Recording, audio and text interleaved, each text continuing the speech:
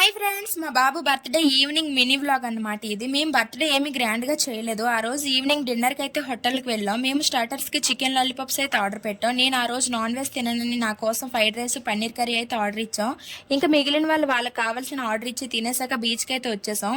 Beach లో మా పాపకి బాబుకి వాళ్ళ మామ అయితే 2 బెలూన్స్ కొనిచ్చాడు. అది తీసుకుని వాడి హ్యాపీనెస్ అయితే చూడండి.